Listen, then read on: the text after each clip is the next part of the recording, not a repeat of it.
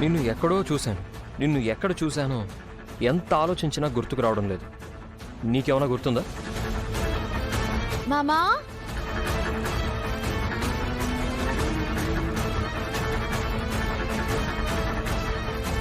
తను 1-2 సార్లు taps repair చేయడానికి మన ఇంటికి వచ్చాడు రామ్. అప్పుడు చూసుంటావు. ఇతను ఇంటికి రావడం నేనెప్పుడు చూడలేదు మేడం. నువ్వు రోజు ఏమైనా డ్యూటీకి వస్తున్నావా ఏంటి? ఒకవేళ వచ్చినా ఎప్పుడూ ఆ ఫోన్ చూస్తూనే కూర్చుంటావు.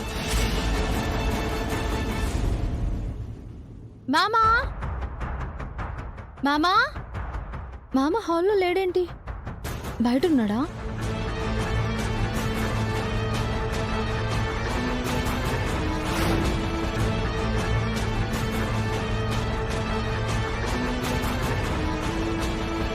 అయినా మీరేంటి పిన్ని, ప్లంబర్ని ఇంటికి పిలిచి అంత కంగారు పడుతున్నారు? వీడింటికి వస్తే కంగారు పడమారా?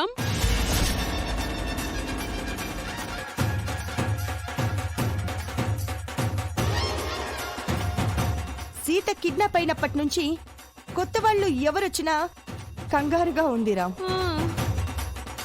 ఈ ప్లంబర్ కొత్తవాడు కాదు కదా మేడం, నీకు తెలిసినవాడే కదా. ఆఖరికి వాచ్మెన్ కూడా లాజిక్లు అడుగుతున్నాడు. మామా రా మామా.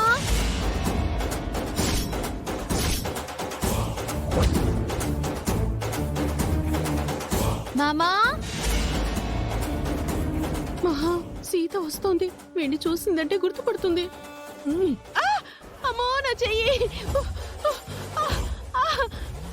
అయ్యో అమ్మా, ఏమైంది పిన్ని? నొప్పిగా ఉంది రామ్.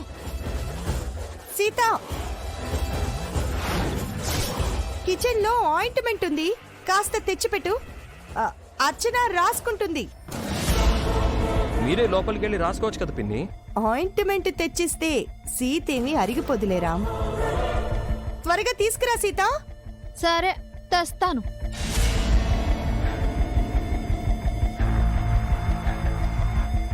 ప్లంబర్, నువ్వింకా ఇక్కడేం చేస్తున్నావు? మేడ మీద అర్చన గదిలో ఉన్న వాష్రూమ్ కి వెళ్ళి ట్యాప్ రిపేర్ చేయి. వెళ్ళు.